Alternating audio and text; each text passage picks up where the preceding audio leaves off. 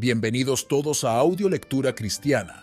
En esta ocasión leeremos La armadura del cristiano, donde Arthur Pink nos ofrece una refrescante exposición de Efesios 6, diciendo: Ármate con la receta de Dios para la victoria. Como creyente transformado por el Evangelio y equipado con el Espíritu, asegúrese de que cada provisión que Dios le ha dado funcione plenamente como debería para protegerlo y preservarlo al caminar con Él. Además de que nos da una explicación de cuáles son estas armas de la fe y una exhortación del por qué fortalecernos y vestirnos con la armadura del Señor. Dicho esto, hermanos, comencemos. La armadura del cristiano. Por último, hermanos míos, fortaleceos en el Señor y en el poder de su fuerza. Vestíos de toda la armadura de Dios, para que podáis resistir las artimañas del diablo.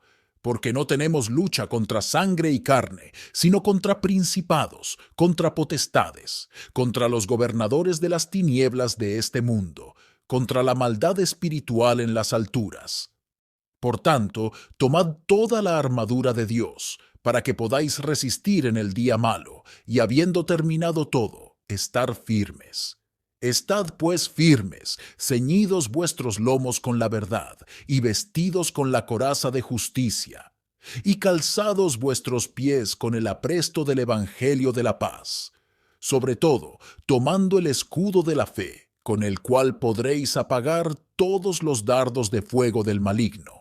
Y tomad el yelmo de la salvación y la espada del Espíritu, que es la palabra de Dios, orando en todo tiempo con toda oración y súplica en el Espíritu, y velando en ello con toda perseverancia y súplica por todos los santos. Efesios 6:10 al 18. En el pasaje que tendremos ante nosotros, el apóstol reúne todo el tema anterior de la epístola, en un recordatorio urgente de las condiciones solemnes bajo las cuales se vive la vida del cristiano.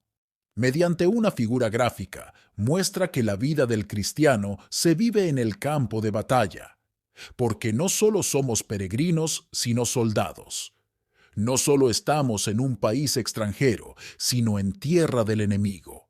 Aunque la redención que Cristo ha comprado para su pueblo es gratuita y plena, sin embargo, entre el comienzo de su aplicación a nosotros y su consumación final, hay un conflicto terrible y prolongado por el que tenemos que pasar.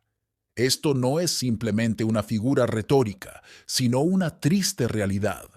Aunque la salvación es gratuita, no se obtiene sin un gran esfuerzo. La lucha a la que los hijos de Dios están llamados en esta vida es una lucha en la que los propios cristianos reciben muchas heridas dolorosas y miles de profesantes son asesinados. Ahora, como veremos en los versículos que siguen, el apóstol nos advierte que el conflicto tiene que ver con algo más que enemigos humanos. Los enemigos que tenemos que enfrentar son sobrehumanos y por lo tanto, para luchar exitosamente contra ellos, necesitamos la fuerza sobrenatural de Dios. Debemos recordar que el cristiano pertenece tanto al reino espiritual como al natural, y por eso tiene enemigos tanto espirituales como naturales, y por eso necesita fuerza espiritual además de física. Por lo tanto, el apóstol comienza aquí diciendo: por lo demás, hermanos míos, fortaleceos en el Señor y en el poder de su fuerza. Versículo 10. La palabra finalmente denota que el apóstol había llegado a su exhortación final, y las palabras fortaleceos se vinculan con lo que precede inmediatamente y con lo que sigue ahora. Todo el quinto y los primeros versículos del sexto capítulo están llenos de exhortaciones. Exhortaciones que pertenecen a cada aspecto de la vida cristiana. Exhortaciones para regularlo en el hogar, en los negocios, en el mundo. Esas exhortaciones están dirigidas al esposo, la esposa, el hijo, el amo, el siervo, y para que el cristiano las obedezca, necesita ser fuerte en el Señor y en el poder de su fuerza. Por lo tanto, el llamado que se da en el versículo 10 no es solo una introducción a lo que sigue, sino que también está estrechamente relacionado con lo que precede. Primer punto. Fortaleceos en el Señor. Por lo demás, hermanos míos, después de todos los deberes cristianos que les he expuesto en el versículo anterior, fortaleceos en el Señor y en el poder de su fuerza. Las palabras fortaleceos significan reunir fuerzas para el conflicto, y ser fuerte en el Señor significa que debemos buscar esa fuerza de la única fuente de la que podemos obtenerla. Tenga en cuenta que no se trata de ser fuertes de parte del Señor, ni ser fortalecidos por el Señor. No, es sé fuerte en el Señor. Tal vez comprendan esta idea si uso esta analogía. Así como un pulgar amputado es inútil, y así como un pámpano cortado de la vid se seca, así un cristiano cuya comunión con el Señor ha sido rota, se encuentra en una situación impotente, en un estado infructuoso e inútil. Por lo tanto, sé fuerte en el Señor significa, ante todo, asegurarte de mantener una relación práctica viva y permanecer en constante comunión con el Señor. Así como mi brazo debe ser parte, un miembro de mi cuerpo, si ha de ser vitalizado y preparado para realizar sus funciones, así también debo estar en contacto real con el Señor, en comunión diaria con Él, en contacto vivo. No en teoría, sino en la experiencia real.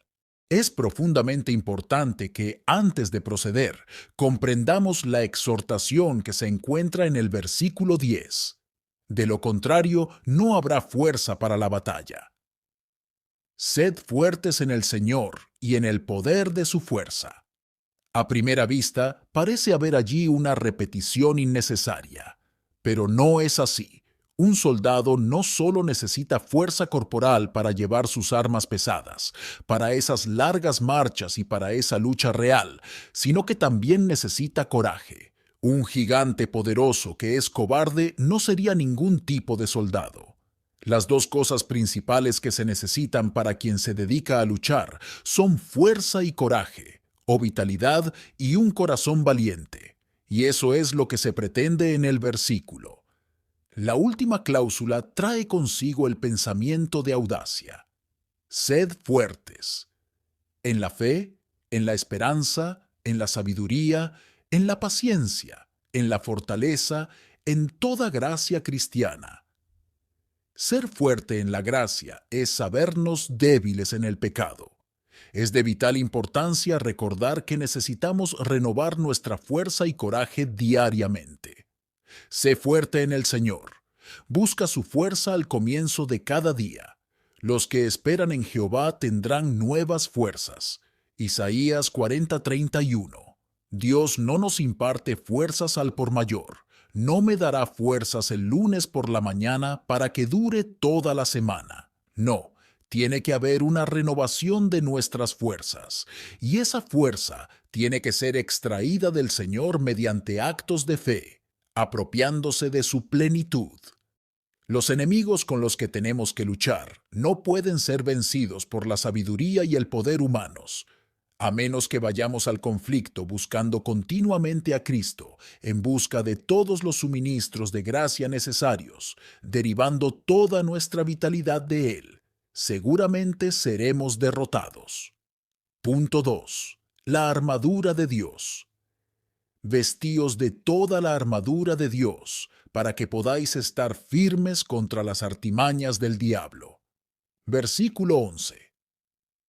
Nuestra primera necesidad es animarnos a resistir la tentación, confiando en la gracia todo suficiente de Dios, es decir, obteniendo de Él la fuerza que nos permitirá avanzar y luchar contra el enemigo. Nuestra segunda mayor necesidad es estar bien armados para la lucha en la que debemos entrar diariamente. Esta es la relación entre los versículos 10 y 11. Esforzaos en el Señor y vestíos de toda la armadura de Dios. Primero, animaos a resistir la tentación, buscando fuerzas al comienzo del día para el conflicto. Entonces, procurad tomar para vosotros y vestíos toda la armadura de Dios. El cristiano está involucrado en una guerra. Hay una pelea ante él, por lo que se necesita urgentemente una armadura. Es imposible para nosotros resistir las artimañas del diablo, a menos que aprovechemos las provisiones que Dios ha hecho para permitirnos resistir. Observemos que se llama la armadura de Dios. Así como la fuerza que necesitamos no proviene de nosotros mismos, sino que debe ser suministrada por el Señor, de modo que nuestros medios de defensa no residen en nuestros propios poderes y facultades, sino solo en la medida en que Dios los activa. Se la llama la armadura de Dios, porque Él la proporciona y la otorga, pues no tenemos nada propio. Y sin embargo, si bien esta armadura es proporcionada y otorgada por Dios, tenemos que ponerla. Dios no nos lo pone. Él lo coloca ante nosotros, y es nuestra responsabilidad, deber, tarea, ponernos toda la armadura de Dios. Debo decir que esta misma figura de la armadura se utiliza 3 veces en las epístolas de Pablo, y creo que encontramos en ellas una referencia a la Trinidad. Creo que la armadura de la justicia, segunda de Corintios 6:7, mira más particularmente a Cristo. La armadura de luz, Romanos 13:12, más especialmente al Espíritu Santo, que es quien inmediatamente nos ilumina, y la armadura de Dios al Padre, quien es su proveedor. Ahora bien, es muy importante que reconozcamos que este término armadura es figurativo, una metáfora, y no se refiere a algo material o carnal. Es una expresión figurativa que denota las gracias del cristiano. Las distintas partes de esta armadura representan las diferentes gracias espirituales que deben proteger sus variadas facultades. Y cuando se nos dice que nos pongamos la armadura, simplemente significa que debemos poner en práctica y actuar usando estas gracias. Dice, vestíos de toda la armadura de Dios, es decir, evitando los lazos del diablo, o dejar caer la figura, ejercitar así todas las gracias cristianas para que ninguna parte del alma quede expuesta al enemigo. Quienes quieran aprobarse de estar en posesión de la gracia, deben cuidar de tener todas las gracias de un santo. Por tanto, tomad las gracias de un santo. Por tanto, tomad toda la armadura de Dios, para que, a fin de, podáis resistir las artimañas del diablo. No podemos hacerle frente si no estamos blindados, o, para dejar de lado la cifra, no hay éxito en resistir al diablo si no se ejercitan nuestras gracias. Por otro lado, no hay fracaso ni caída ante él si nuestras gracias son sanas y activas. Porque no tenemos lucha contra sangre y carne, sino contra principados, contra potestades, contra los gobernadores de las tinieblas de este siglo, contra maldades espirituales en las alturas. Versículo 12. El comienzo tiene la fuerza de porque. El apóstol está presentando una razón, que virtualmente equivale a un argumento, para hacer cumplir la exhortación que acaba de dar. Porque no luchamos contra sangre y carne, sino contra principados, no contra débiles enemigos humanos, no más fuertes que nosotros, sino contra potestades y gobernantes, y contra las tinieblas de este mundo. Por eso la armadura de Dios es esencial. Esto se presenta para enfatizar la terribleidad del conflicto que tenemos ante nosotros. No es un enemigo imaginario ni ordinario el que tenemos que enfrentar, sino espirituales, sobrehumanos, invisibles. Esos enemigos buscan destruir la fe y producir duda. Buscan destruir la esperanza y producir desesperación. Buscan destruir la humildad y producir orgullo. Buscan destruir la paz y producir amargura y malicia. Buscan impedir que disfrutemos de las cosas celestiales. Su ataque no es contra el cuerpo, sino contra el alma. Punto 3. Estad firmes. Por tanto, tomad toda la armadura de Dios, para que podáis resistir en el día malo, y habiendo terminado todo, estar firmes. Versículo 13. El comienzo ¿por qué? Significa, en vista del hecho de que luchamos contra estos poderosos enemigos sobrehumanos e invisibles, que nos odian con un odio mortal y buscan destruirnos. Por lo tanto, apropiémonos y usemos la provisión que Dios ha hecho, para que podamos permanecer firmes y resistir. La primera cláusula del versículo 13 explica las palabras iniciales del versículo 11. El versículo 11 dice bestios. Haced uso de todas las defensas y armas adecuadas para rechazar los ataques. Y el 13 dice, tomad toda la armadura de Dios. Vestíos tomándolo para nosotros, es decir, por apropiación, haciéndolo nuestro. Para que podáis resistir. Resistir es lo opuesto a ceder, a ser tropezado, derribado, por las tentaciones del diablo. Significa que nos mantenemos firmes, luchamos y resistimos al diablo. Para que podáis resistir en el día malo, y habiendo terminado todo, estar en pie. El estar firmes es lo opuesto a un sueño perezoso o una huida cobarde. Esto lo tenemos ilustrado en el caso de los apóstoles. En Getsemaní no estuvieron de pie, sino que se acostaron y durmieron en el puesto de su deber. No es de extrañar que un poco más tarde todos lo abandonaron y huyeron. Todas las actividades febriles de la carne que contemplamos ahora en el mundo religioso no encuentran lugar en la exhortación divina, habiendo hecho todo, estad firmes. Esta es la tercera vez en estos versículos que el Espíritu de Dios repite la palabra estar de firmes, no avanzar, no correr de aquí para allá, como un loco. Estad pues firmes, es todo lo que Dios nos ha dicho que hagamos en nuestro conflicto con el diablo. Estad pues firmes, ceñidos vuestros lomos con la verdad. Ahora bien, esto nos presenta la primera de las 7 piezas de la armadura del cristiano que se menciona en este pasaje. Primero, déjame advertirte contra la carnalización de esta palabra, pensando en algo externo, visible o tangible. La figura del cinto proviene de una costumbre muy conocida en los países orientales, donde todas las personas usan prendas exteriores largas y fluidas que llegan hasta los pies, lo que impediría sus acciones al caminar, trabajar o luchar.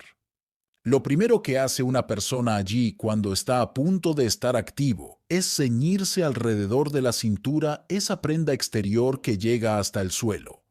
Cuando la prenda no está ceñida y cuelga, indica que la persona está en reposo. Por lo tanto, ceñirse es lo opuesto a la pereza y la tranquilidad, siguiendo la línea de menor resistencia. Cíñete el cinto de la verdad. Creo que hay una doble referencia o significado aquí en la palabra verdad.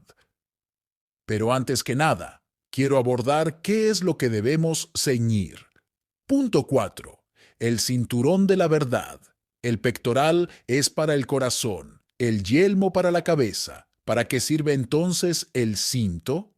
En aquel de donde se toma prestada la figura, la referencia es a la cintura o lomos.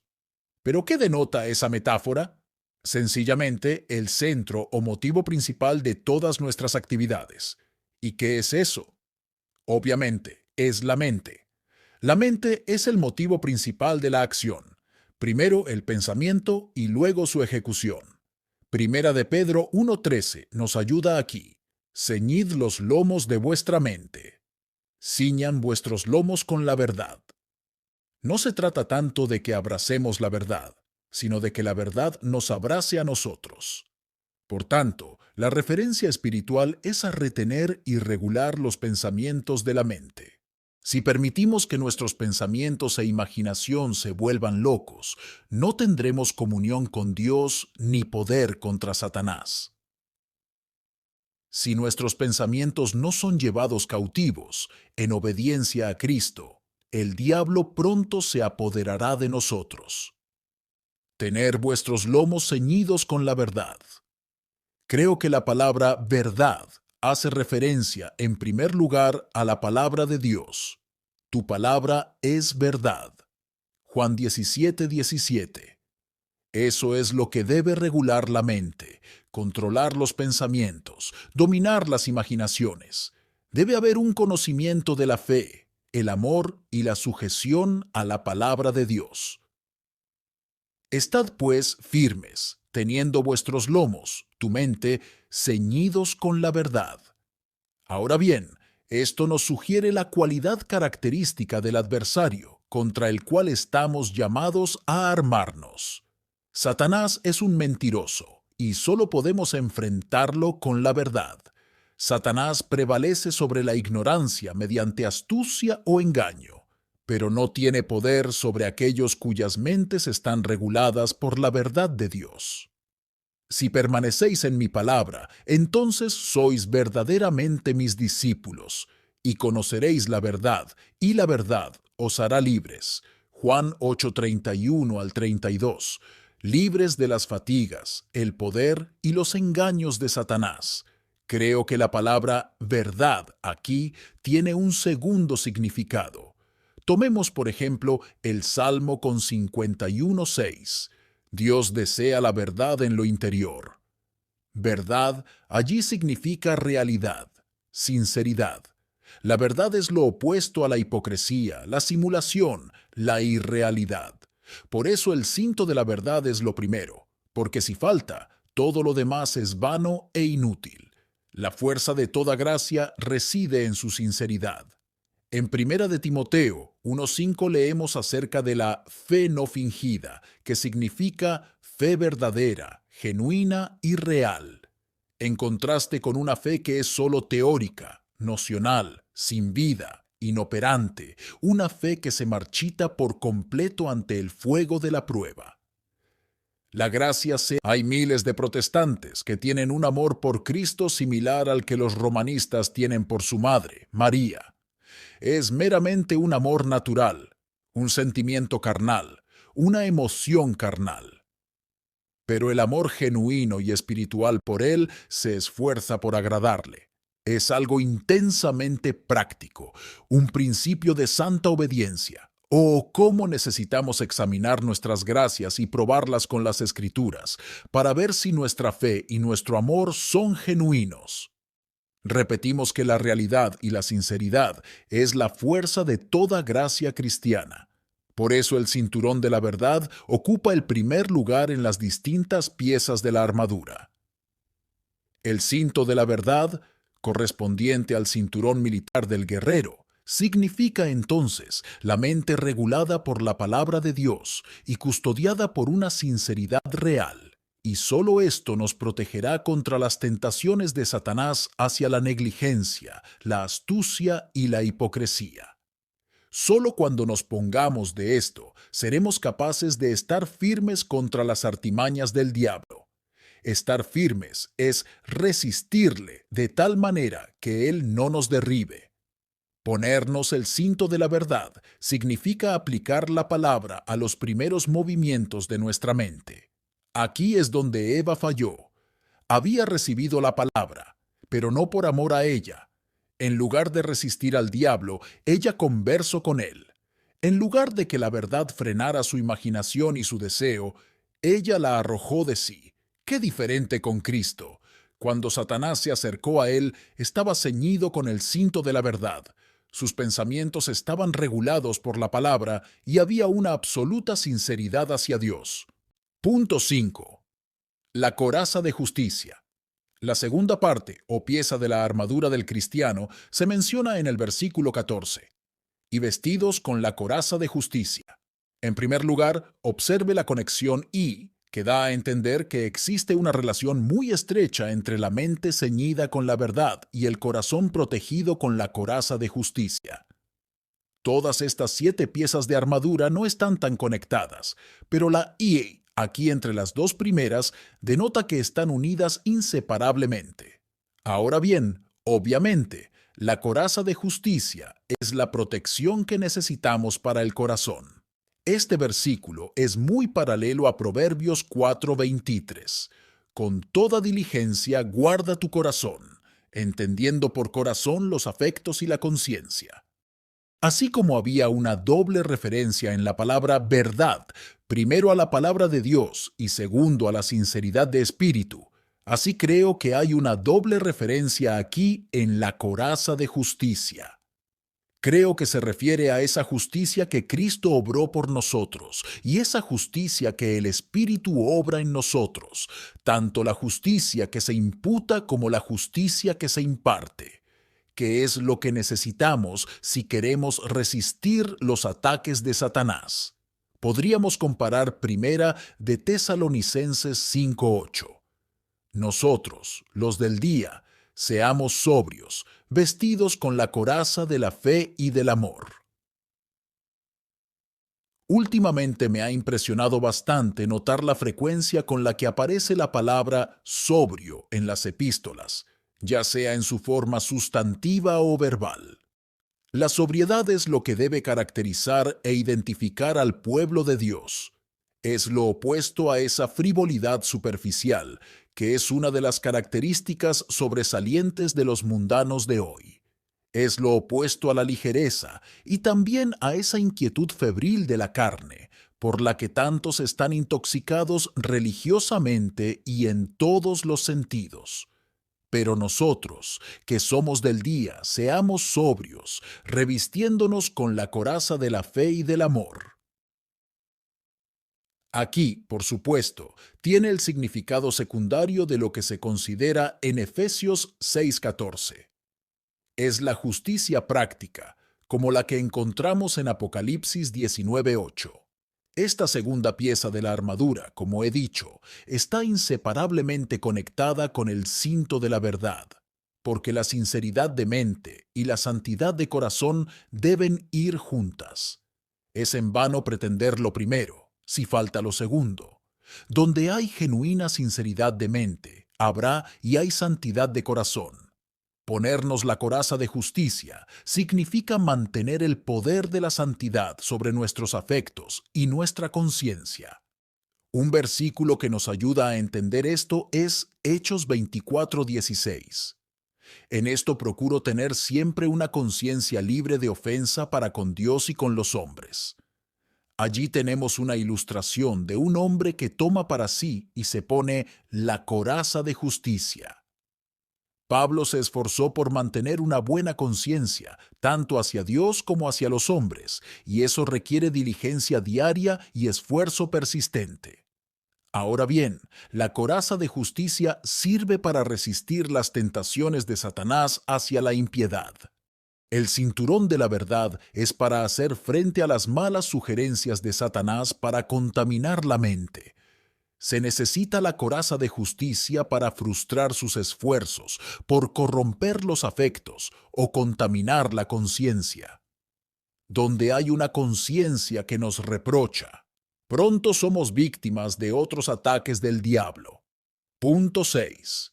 El calzado del Evangelio de la Paz, pasando a la tercera pieza de la armadura.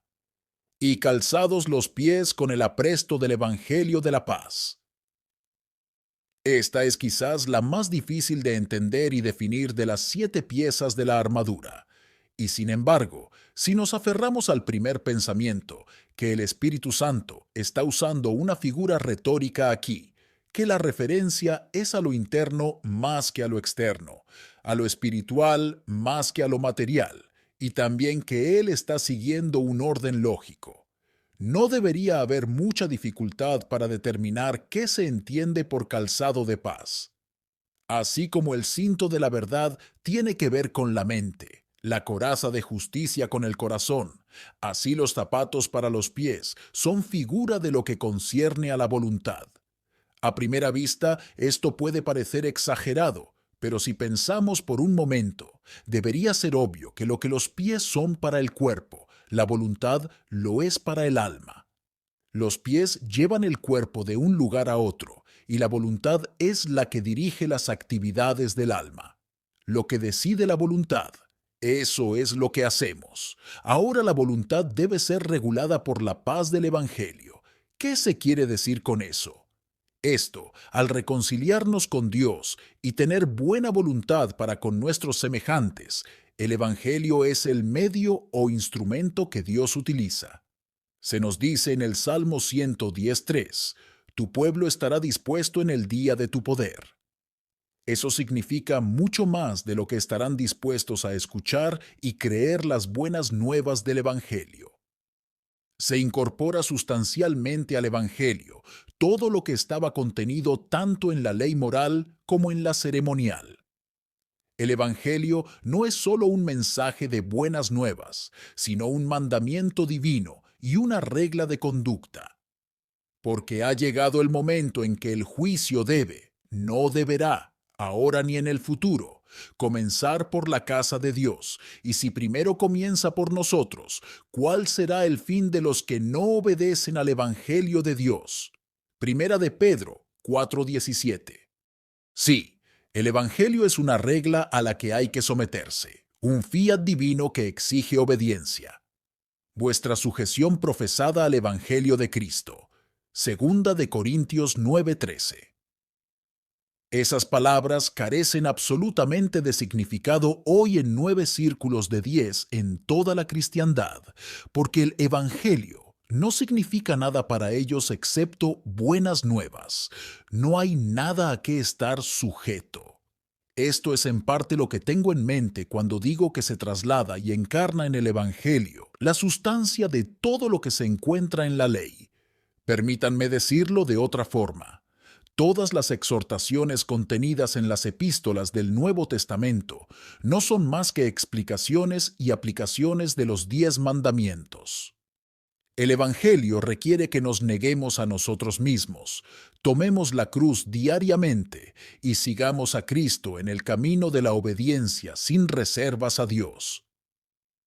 Calzados vuestros pies con el apresto del Evangelio de la paz, significa responder con presteza y disposición a la voluntad de Dios. La paz del Evangelio proviene de caminar en sujeción a sus términos y del cumplimiento de los deberes que prescribe. En la medida en que le seamos obedientes, disfrutaremos experimentalmente de su paz. Por lo tanto, esta tercera pieza de la armadura es para fortalecer la voluntad contra las tentaciones de Satanás a la obstinación y la desobediencia, y esto mediante la sujeción al Evangelio. Así como los pies son los miembros que llevan el cuerpo de un lugar a otro, así la voluntad dirige el alma. Y así como los pies deben estar calzados adecuadamente si queremos caminar apropiada y cómodamente, así la voluntad debe estar sujeta a la voluntad revelada de Dios si queremos disfrutar de su paz. Que haya esa completa entrega diaria, la dedicación de nosotros mismos a Dios, y entonces seremos inmunes a los ataques de Satanás y a las tentaciones a la desobediencia. Así como el cinto de la verdad es para protegernos de los esfuerzos de Satanás por llenar la imaginación, así como la coraza de justicia es la provisión de Dios para protegernos de los esfuerzos de Satanás por corromper nuestros corazones y producir lo que es impío. Entonces, tener nuestros pies calzados con la preparación del Evangelio de la paz significa que la voluntad se somete a Dios, y eso nos protege de las tentaciones de Satanás a la desobediencia. Punto 7. El escudo de la fe. Notarás que cuando lleguemos a la cuarta pieza de la armadura, falta la I. Los 3 primeros estaban unidos, porque lo que se denota con esos términos figurativos está inseparablemente unido. La mente, el corazón, la voluntad. Ahí tienes al hombre interior completo. Sobre todo, tomando el escudo de la fe, con el cual podréis apagar todos los dardos de fuego de los impíos. Creo que las palabras sobre todo tienen una doble fuerza. Primero, entendiéndolos literalmente como una preposición de lugar, es decir, sobre todo, blindando como un dosel, protegiendo la mente, el corazón y la voluntad. Debe haber fe en el ejercicio, si queremos proteger esas tres partes de nuestro ser interior. En segundo lugar, sobre todo, puede tomarse de manera adverbial, lo que significa principalmente, preeminentemente, supremamente. Es esencial que tomes el escudo de la fe, porque Hebreos 11:6 nos dice, pero sin fe es imposible agradarle. Sí, incluso si tuviéramos sinceridad, amor y una voluntad flexible, sin fe no podríamos agradarle. Por tanto, sobre todo tomad el escudo de la fe. La fe está en todo en resistir las tentaciones.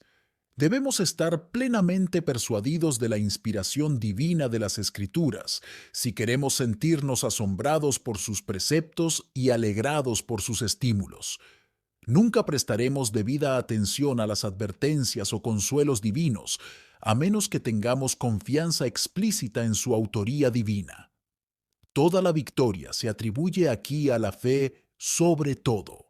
No es mediante la coraza, el yelmo o la espada, sino mediante el escudo de la fe que podemos apagar todos los dardos de fuego de los malvados. Parece ser un principio general en la disposición de las cosas por parte del Espíritu en las Escrituras, poner la más vital en el centro. Tenemos 7 piezas de armadura y el escudo de la fe es la cuarta. Entonces, en Hebreos 6:4 al 6, tenemos 5 cosas mencionadas, y en el medio está hechos participantes del Espíritu Santo. La fe es la vida de todas las gracias. Si la fe no se pone en práctica, el amor, la esperanza y la paciencia no pueden serlo. Aquí encontramos que la fe se compara con un escudo, porque está destinada a la defensa de todo el hombre. El escudo del soldado es algo que él agarra y sube o baja según sea necesario. Es para la protección de toda su persona. Ahora bien, la figura que el Espíritu Santo usa aquí en relación con los ataques de Satanás está tomada de uno de los recursos de los antiguos en su guerra, a saber, el uso de dardos que habían sido sumergidos en alquitrán y prendidos fuego para cegar sus enemigos. Eso es lo que se esconde detrás de la metáfora de apagar todos los dardos de fuego de los malvados. Lo que está a la vista son los esfuerzos de Satanás para impedir que miremos hacia arriba. Los ataques del diablo se asemejan a dardos de fuego, primero por la ira con que los dispara. Hay un odio intenso en Satanás contra el Hijo de Dios. De nuevo, la esencia misma de sus tentaciones es inflamar las pasiones y angustiar la conciencia. Su objetivo es encender la codicia, excitar la ambición mundana, encender nuestra lujuria. En Santiago 3:6 leemos: La lengua es inflamada en el infierno. Eso significa que los dardos de fuego del diablo la han afectado. La tercera razón por la que sus tentaciones se comparan con dardos de fuego es por el fin al que conducen si no se apagan. Si las tentaciones de Satanás siguieran hasta el final, nos llevarían al lago de fuego. La figura de los dardos denota que sus tentaciones son rápidas, silenciosas, peligrosas. Ahora bien, tomar el escudo de la fe significa apropiarse de la palabra y actuar en consecuencia. El escudo debe proteger a toda la persona, donde quiera que se realice el ataque, ya sea en espíritu, alma o cuerpo. Y hay algo en la palabra que es exactamente adecuado para cada uno, pero la fe debe apoderarse de ello y emplearlo. Ahora bien, para utilizar eficazmente el escudo de la fe, la palabra de Cristo necesita morar en nosotros en abundancia. Colosenses 3:16. Debemos tener a mano una palabra que sea pertinente para la tentación particular que se presenta. Por ejemplo, si me siento tentado a la codicia, debo usar «No os hagáis tesoros en la tierra». Mateo 6:19. Cuando lo solicitan malos compañeros, si los pecadores te engañan, no consientas. Proverbios 1:10. Si somos tentados a la dureza, Sed bondadosos los unos con los otros. Romanos 12:10. Debido a que los detalles de las Escrituras tienen tan poco lugar en nuestras meditaciones, Satanás nos hace tropezar con frecuencia, sobre todo tomando el escudo de la fe, con el cual podréis apagar todos los dardos de fuego de los impíos. Como la mayoría de los otros términos utilizados, fe aquí también tiene un doble significado. La fe que ha de ser nuestro escudo es a la vez objetiva y subjetiva. Tiene referencia, primero, a la palabra de Dios exterior, cuya autoridad es siempre vinculante para mí. Señala, en segundo lugar, mi confianza en esa palabra, el corazón que se dirige con confianza a su autor y cuenta con su eficacia para rechazar al diablo. Punto 8. El yelmo de la salvación. Y tomad el yelmo de la salvación. Versículo 17. Esta es la quinta pieza de la armadura del cristiano. En primer lugar, podemos notar el vínculo entre las piezas cuarta y quinta denotadas por la palabra y, pues esto nos ayuda a definir qué es el yelmo de la salvación. Está vinculado con la fe. Hebreos 11:1 nos dice, la fe es la certeza de lo que se espera. Y si comparamos Primera de Tesalonicenses 5:8, obtenemos una confirmación de ese pensamiento. Pero nosotros, los del día, seamos sobrios, habiéndonos vestido la coraza de fe y de amor, y por yelmo, la esperanza de la salvación. Entonces, aquí en Tesalonicenses, tenemos la esperanza directamente relacionada con el yelmo. Por cierto, este versículo es uno de muchos en el Nuevo Testamento que sitúa la salvación en el futuro y no en el pasado. La esperanza siempre mira hacia adelante, teniendo que ver con lo que está por venir. Como nos dice Romanos 8:25, si esperamos lo que no vemos, con paciencia lo aguardamos. Ahora bien, la fe y la esperanza son inseparables. Son una en el nacimiento, una en la decadencia. Si la fe languidece, la esperanza está apática. Entonces, por casco de la salvación, entiendo la expectativa del corazón de las buenas cosas prometidas, una seguridad bien fundada de que Dios hará buenas para su pueblo aquellas cosas que su palabra presenta para su cumplimiento futuro. Podríamos vincularnos con esto de Primera de Juan 3:3. La esperanza bíblica purifica, libera del descontento y la desesperación, reconforta el corazón en el intervalo de espera. Satanás no puede lograr que un cristiano cometa muchos de los pecados más graves que son comunes en el mundo, por lo que ataca en otros sentidos. A menudo busca arrojar una nube de tristeza sobre el alma o producir ansiedad sobre el futuro. El abatimiento es una de sus armas favoritas, porque sabe bien que el gozo del Señor es nuestra fuerza. Nehemías 8:10. De ahí sus frecuentes esfuerzos por desanimar nuestro espíritu. Para rechazarlos, debemos tomar el yelmo de la salvación. Es decir, debemos ejercitar la esperanza, anticipar el futuro dichoso, esperar el descanso eterno que nos espera. Mira de la tierra al cielo. Punto 9. La espada del Espíritu. Y la espada del Espíritu, que es la palabra de Dios. Dios ha provisto a su pueblo de armas ofensivas y defensivas. A primera vista, esto puede parecer chocar con lo que dijimos acerca de que los cristianos no están llamados a ser agresivos contra Satanás, buscando invadir su territorio y arrebatárselo. Pero este versículo no choca en lo más mínimo. Segunda de Corintios 7:1 nos da el pensamiento. Así que, amados, teniendo tales promesas, limpiémonos de toda contaminación de carne y de espíritu. Ese es el lado activo y agresivo de la guerra cristiana.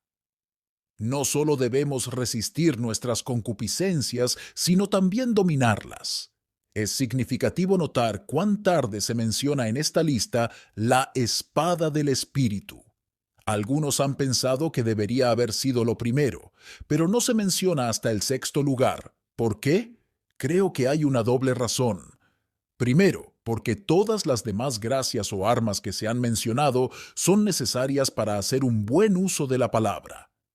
Si no hay una mente sincera y un corazón santo, solo manejaremos la palabra de manera deshonesta. Si no hay justicia práctica, entonces solo estaremos manejando la palabra teóricamente. Si no hay fe y esperanza, solo haremos un mal uso de ellas. Todas las armas cristianas que figurativamente se contemplan bajo las otras piezas de la armadura deben estar en ejercicio antes de que podamos manejar provechosamente la palabra de Dios. En segundo lugar, nos enseña que, incluso cuando el cristiano ha alcanzado el punto más alto posible en esta vida, todavía necesita la palabra. Incluso cuando tiene sobre sí el cinto de la verdad, la coraza de la justicia, sus pies calzados con el calzado de la preparación del Evangelio de la paz, y ha tomado para sí el escudo de la fe y el yelmo de la salvación, todavía necesita la palabra. La palabra de Dios se llama aquí la espada del Espíritu, porque Él es el autor, el intérprete y el aplicador de ella. Él es el único que puede darle poder sobre nosotros. Podemos manipular la palabra, meditar en ella, orar la Biblia, y no tiene ningún efecto sobre nosotros, a menos que el Espíritu aplique su espada. Si piensas en este versículo a la luz de la tentación de Cristo, encontrarás que Él usó esa espada para defenderse y rechazar los ataques del diablo. No lo estaba atacando agresivamente.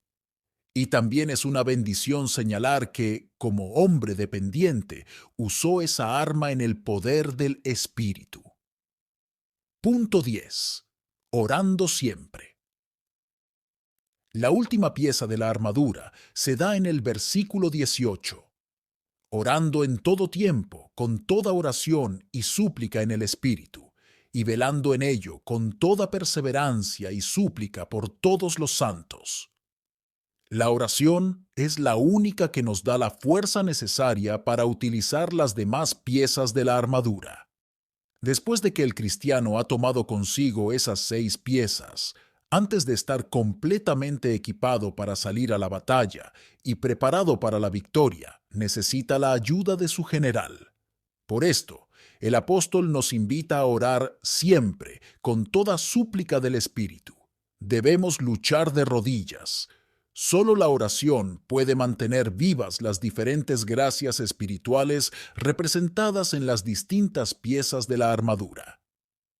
Orando siempre, en cada estación, tanto en tiempos de alegría como de tristeza, en días de adversidad y prosperidad. No solo eso, sino velar en ello con toda perseverancia.